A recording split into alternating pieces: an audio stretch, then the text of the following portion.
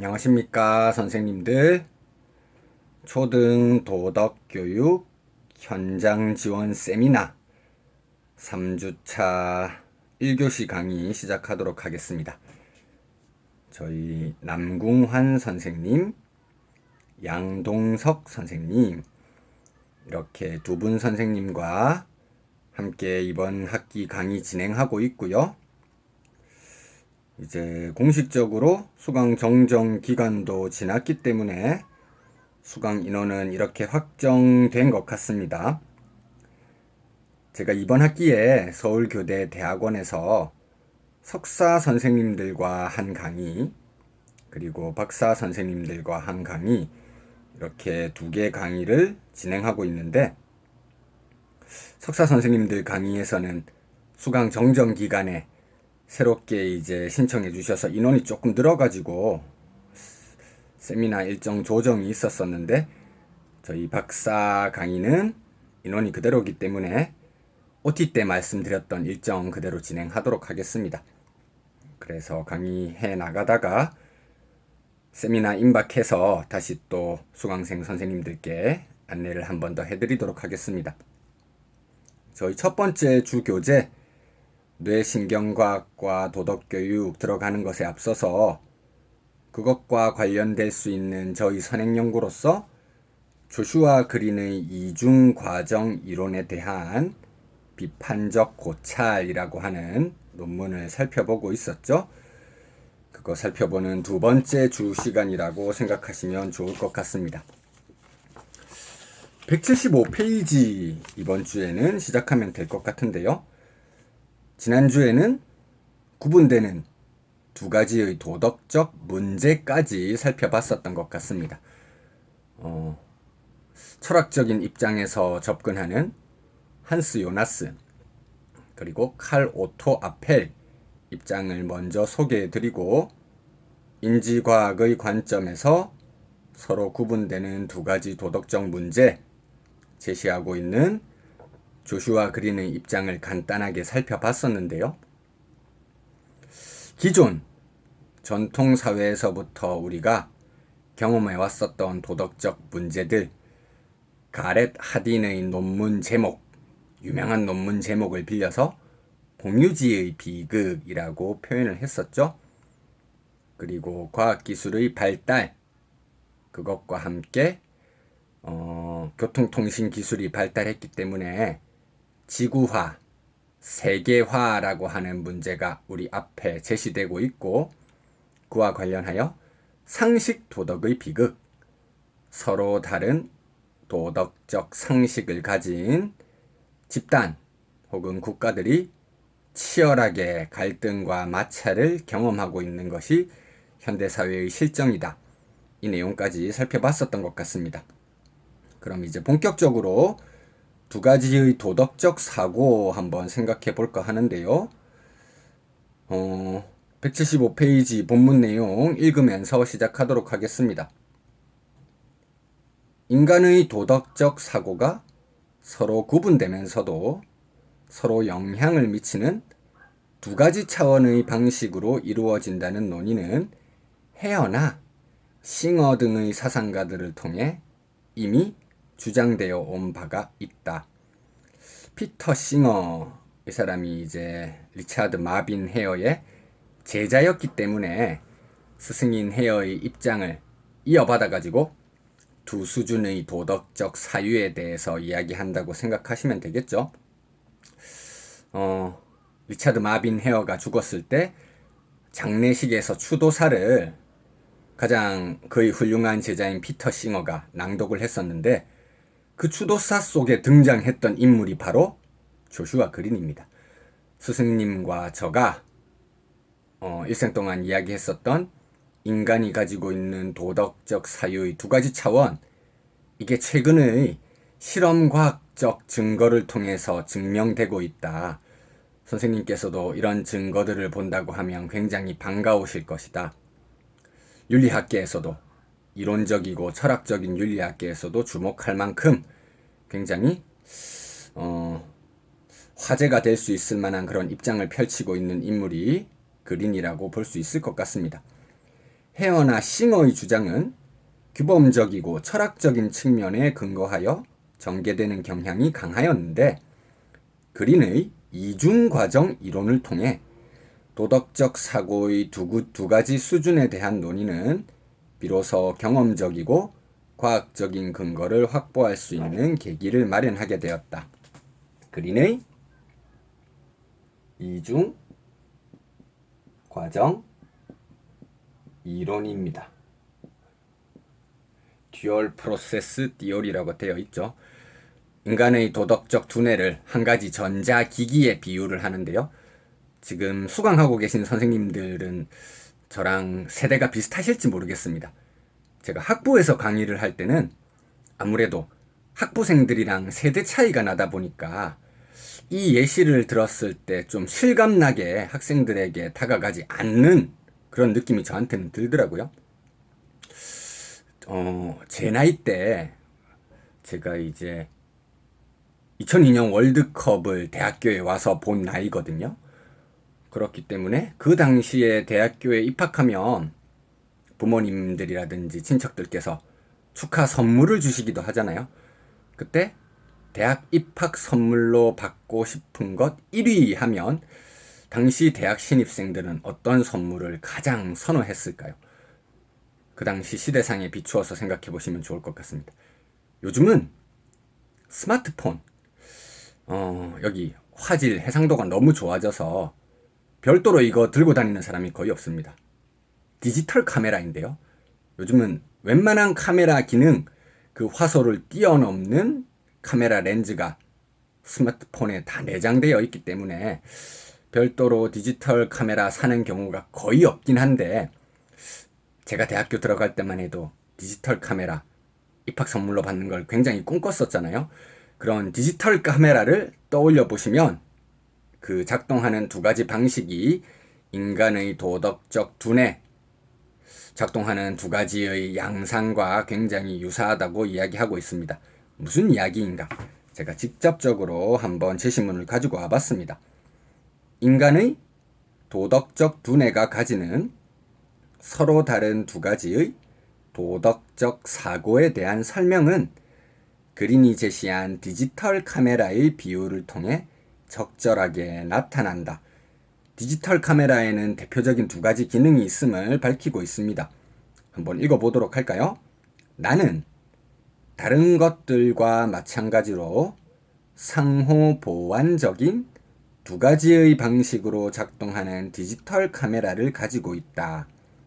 그것은 전형적인 촬영 상황에 최적화된 초점을 잡고 바로 찍는 다양한 자동 설정을 가진다. 첫 번째가 자동 설정, 오토매틱 세팅입니다. 취미를 가지고 사진 찍는 고가의 사진기 이런 거 구입해서 찍는 사람이 아니라고 하더라도 어떠한 상황에서든 카메라 셔터를 눌리기만 하면 그 상황에서 가장 적절한 장면이 나올 수 있게 카메라 속에 내장되어 있는 자동 설정의 기능이 원활한 촬영을 도와준다는 것이죠. 우리 두뇌에도 이런 자동 설정과 같은 부분이 있다고 합니다.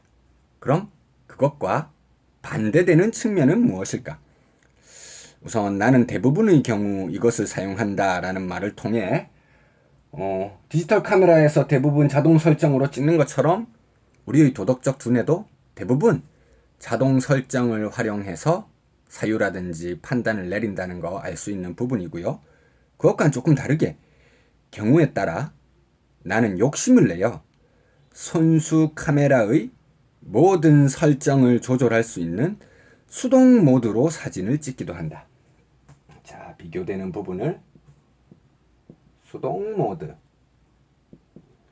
자동 설정, 오토매틱 세팅이 있다면 수동 모드, 매뉴얼 모드도 있다는 것이죠. 취미라든지 작품 사진 찍으려고 하는 사람들은 카메라에 내장되어 있는 자동 설정 기능에만 의존하는 것이 아니라 사진을 찍으려고 하는 상황에서 피사체의 모습을 어떻게 하면 가장 아름답게 보이게 할 수 있을까? 빛이 들어오는 정도라든지 아니면 화면이 밝거나 어두운 정도, 진하기 이런 걸 다 손수 세팅해서 사진을 찍을 수 있는 기능 또한 디지털 카메라에는 내장되어 있습니다. 우리 두뇌 또한 자동 설정 이 부분으로 대부분 판단을 내리긴 하지만 가끔씩 골똘히 고민해서 판단을 내리는 수동 모드라고 하는 부분 또한 존재한다는 것이죠. 그에 대해 조금 더 자세히 검토해 보도록 하겠습니다. 그린에 따르면 인간의 뇌 또한 디지털 카메라와 같은 설계를 가지고 있습니다. 이 두 가지 이중 과정을 가지고 있다는 것이죠. 176페이지로 넘어와서요. 먼저 인간은 자신의 행동을 안내하는 반사신경과 직관 같은 다양한 자동 설정을 가지고 있습니다. 자동 설정은 대부분 정서적인 것들로 우리는 이런 반응을 인식할 수도 있지만 일반적으로 그것이 촉발되는 과정을 잘 인식하지 못합니다. 일반적으로 어떤 판단을 내릴 때 왜 구체적으로 그런 판단을 내리게 되었는지에 대한 인식을 하지 못하고 바로 즉각적으로 판단 내리게 되는 첫 번째 사유의 작동 방식이 있다는 겁니다. 우리 보통 이런 판단, 직관적인 판단이라고 하죠. 그래서 자동 설정에서 도덕적 판단은 직관과 연결되는 부분입니다. 지금 여기서 이모셔널한 측면이 있다. 정서적인 측면이 있다고도 이야기하고 있죠. 직관, 인투이션이라고 하는 건 정서적인 특징을 가지고 있는 것입니다. 우리는 대부분의 시간 동안 자동 설정에 의존하고 그것들은 보통의 경우 잘 작동한다. 이렇게 되어 있습니다. 그 다음 수동 모드가 어떤 역할을 하는지 살펴보도록 하겠습니다. 우리의 두뇌는 수동 모드 또한 가지고 있다. 그것은 장기적인 목표를 달성하는 행위가 가능하게 하는 방향으로 특화된 것이다. 자동 설정, 직관, 순간적이고 즉각적인 반응에 연결되는 것이라고 하면 수동 모드, 심사숙고하고 장기적인 결과까지 고려해서 판단하는 것과 연결된다. 시간적인 차원에서도 이렇게 구분할 수 있는 부분이죠. 수동 모드의 작동은 보통 의식적이며 자발적으로 경험되는 것이며 종종 노력을 요구하기도 한다. 직관이라고 하는 건 무의식적으로 선택하는 것과 연결될 수 있습니다. 반면에 수동 모드는 의식적이라는 것이죠. 수동 모드는 우리가 분명한 규칙을 사용해서 행동을 안내하고 세계가 작동하는 방식에 대해 분명히 생각할 수 있도록 해준다. 요컨대 수동 모드를 통해 생각하는 것은 사고에 대해서 생각하는 사고의 일종이다. 사고에 대해서 생각하는 사고 이렇게 이야기하면 메타인지 이것이 떠오를 수 있는 내용이겠죠. 즉각적인 직관 수동 모드는 의식적이고 숙고된 장기간의 결과까지 고려하는 판단이라고 했습니다. 이것은 이성적인 판단과 연결될 수 있는 내용이라고 구분할 수 있을 것 같습니다. 디지털 카메라의 분류를 통해 나타난 도덕적 사고의 두 가지 차원에 대한 그린의 논의를 보다 자세히 논의하기에 앞서 이해를 돕기 위한 간단한 구분법을 제시하면 다음과 같다. 이렇게 되어 있죠. 자동 설정, 직관이라고 되어 있고요. 그린 같은 경우 이제 뇌 fMRI로 찍어서 각각의 판단이 이루어질 때 두뇌의 어떤 부분이 활성화되는지까지 이제 촬영했던 사람이기 때문에 자동 설정, 직관적인 도덕적 사유가 활성화될 때 복측 선조와 복내측 전전두 피질 우리가 보통 VM, PFC라고 하는 것이죠. 두뇌의 VMPFC. 뇌신경과학에 관심을 가지고 계시는 선생님들 요즘 많으시기 때문에 두뇌에서 이 부분이 어디에 위치하는지도 아실 것 같습니다. VMPFC, 복 내측 전전두 피질이라고 이야기했죠. 복, 배 복자잖아요. 원래 동물들은 네 발로 보행을 했었기 때문에 배 안쪽, 두뇌에서 배 안쪽이라고 보면 이렇게 네 발로 할 때 아래를 보고 있으면 이마 쪽, 두뇌의 앞부분 쪽, 그쪽에 위치하고 있는 부분이라고 생각하시면 될 것 같습니다. 이 부분은 지금을 선호하는 자동적 반응, 직관, 그리고 전형적으로 의무론의 판단을 가진다. 전형적으로 의무론의 판단을 가진다. 나중에 의무론이라든지 또 다른 윤리 이론의 입장에 대해서는 보다 자세히 이야기할 수 있는 기회가 있을 것 같습니다. 지금 여기서는 두뇌 각각의 부분이 간단하게 개괄해 볼 때 서로 다른 두 가지 모습 어떻게 나타내는지 정도까지만 선생님들께 제시해 드리는 게 목표이기 때문에 전형적으로 의무론적인 판단을 나타낸다. 이 정도로 구분하는 것에서 멈추도록 하겠습니다. 다음 수동 모드, 나중을 선호하는 통제등 반응, 이성이라고 썼고요. 배 외측 전전두 피질이라고 되어 있습니다. 보통 DL, PFC라고 하는 것이죠. 배 외측 전전두 피질, 한자어로 등배자이죠. 그렇기 때문에 두뇌의 뒤쪽, 수동 모드를 활용해서 도덕적 사유할 때 두뇌의 뒤쪽이 활성화된다는 것입니다. 이마 쪽, 뒤통수 쪽 이렇게 생각하시면 좋겠고요. 전형적으로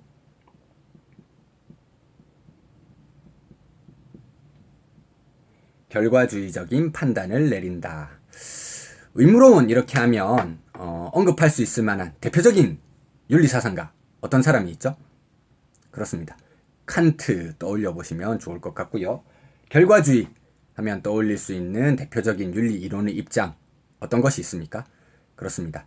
벤담과 밀의 입장으로 대표되는 공리주의, 이것이 결과주의의 대표라고 그렇게 생각해 주시면 좋을 것 같습니다.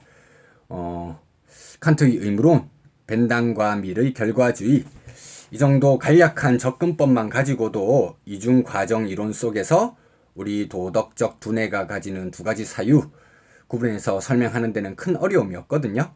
그래서 이 정도 한 다음에 또 다시 우선 이중과정 이론 이 부분에 대해서 조금 살펴본 이후에 각각의 도덕적 판단이 어떻게 구체적으로 상황마다 달라지는지 다시 살펴보는 시간을 가지겠습니다. 표 아래에 있는 내용 한번 읽어보도록 할 텐데요. 지금 도식화한 부분을 조금 더 길게 설명하는 거라고 이해하시면 좋을 것 같습니다.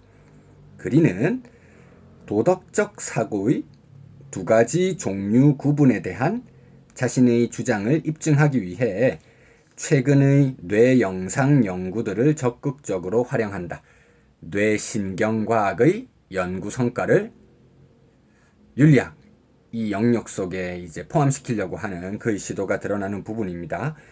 이러한 연구들에 따르면 복측 선조와 복내측 전전두 피질, VMPFC 같은 뇌의 부위는 지금을 선호하는 자동적 반응을 산출하고 이 반응이 결국 행동에까지 영향을 미치게 된다. 이와 더불어 VMPFC와 직접적으로 연결된 원시 포유류의 뇌 구조인 편도체는 자동 설정에 결정적인 역할을 한다. VMPFC와 함께 편도체도 결정적인 역할을 한다고 합니다. 뇌의 다른 부위 가운데 가장 두드러지는 것은 배 외측 전전두 피질 DLPFC인데 이것은 나중을 선호하는 통제된 반응을 가능하게 하는 부분이다. 그리고 DLPFC는 수동 모드가 사고하고 반응하는 것을 조정하는 활동에 있어서 중심적인 역할을 수행한다. 이상의 내용과 같이 우리의 뇌가 가진 이중 처리의 사고 과정을 설명한 이후 그리는 이것을 도덕 판단의 과정에 적용하여 도덕 판단의 이중 과정 이론을 제안합니다. 그래서 도덕 심리학의 영역 속에서도 뇌신경과학과 연결해서 조슈아 그린에 대해서 연구하는 최근 동향이 굉장히 활발히 이루어지고 있습니다. 지난주에 제가 선생님들 조슈아 그린 소개해드리면서 서론 부분에서 우리 두뇌의 두 가지 사유를 직관과 이성으로 나누면서도 직관 쪽에 보다 무게 중심을 두고 있는 또 다른 사상가 한 명 소개해드렸었는데 기억이 나시나요? 그렇습니다. 조너선 하이트라고 하는 인물도 있거든요. 조너선 하이트와 조슈아 그린의 입장을 비교 연구하는 이런 논문들도 많이 나오고 있기 때문에 관심 있는 분들은 제가 이번 논문 속에서 조너선 하이트에 대해서는 크게 다루고 있지 않으니까 이런 둘을 비교하는 연구들을 함께 검색해 보셔서 살펴보시면 균형 있는 연구에 도움이 될 수 있을 것 같습니다. 도덕 판단의 이중 과정 이론은 그가 핵심적 갈등 원리라고 말한 견해 속에서 잘 드러난다. 우리의 두뇌가 여러 가지 상황 속에서 도덕적 판단을 내릴 때 어떤 방식의 윤리적 판단을 내릴 것인지 갈등에 직면하는 상황이 있다. 이렇게 이야기하는 거거든요. 이런 갈등 상황과 관련해서 사람들이 실제적으로 어떤 선택을 내리게 될 것인가 사고 실험을 하기 위해서 고안되어 있는 유명한 것 트롤리 딜레마라고 하는 것이 있죠.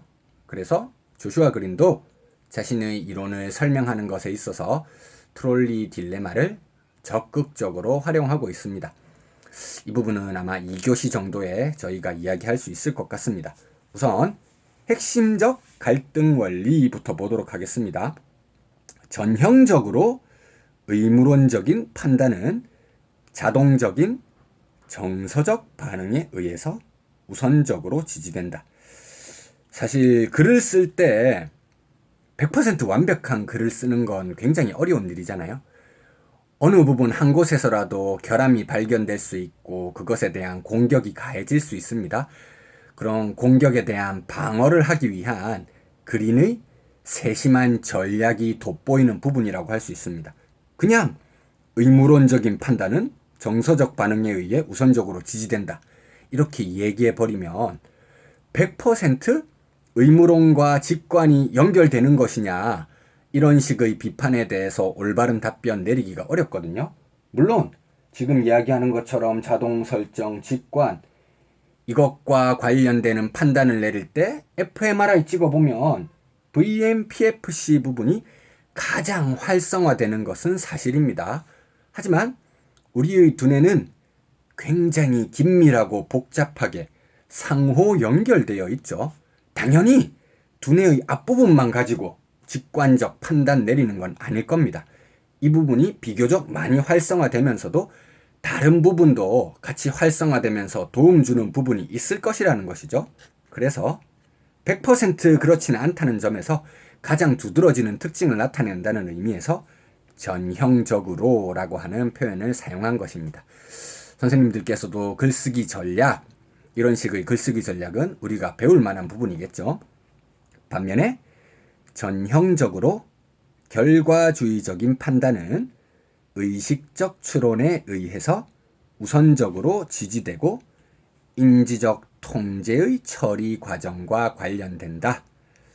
의무론적인 부분에서 전형적으로 라고 표현을 붙인 것과 마찬가지로 결과주의적인 부분 또한 수동 모드, 이성적 사유의 활용 또한 두뇌의 뒷부분 DLPFC가 상대적으로 가장 많이 활성화되는 것은 사실이지만 그렇다고 해서 다른 부분이 전혀 작동하지 않는 것은 아니기 때문에 전형적으로 라고 하는 표현을 사용했습니다.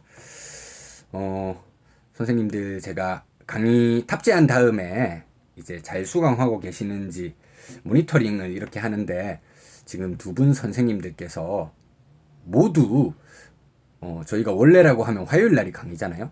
근데 월요일 날에 벌써 두 분 다 강의를 3교시까지 다 수강을 하셨더라고요. 굉장히 강의에 대한 관심이 많으시고 높은 성실도를 가지고 있다는 걸 느낄 수 있었습니다. 그래서 저도 보다 조금 자세히 선생님들이 도움이 될 수 있을 만큼 설명해 드리는 걸 목표로 하려고 하고요.